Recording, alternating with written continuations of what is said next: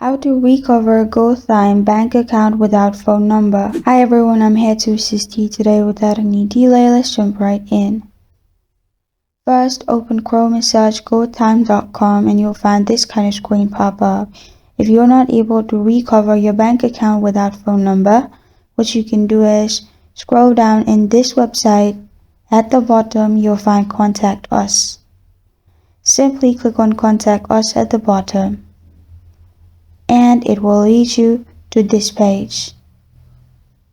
Here, simply scroll down and add your name, email, your phone number, and select account opening. Then at the bottom in the message section, you can simply type in you're not able to recover your bank account without your phone number and give the valid reason why you can't do that.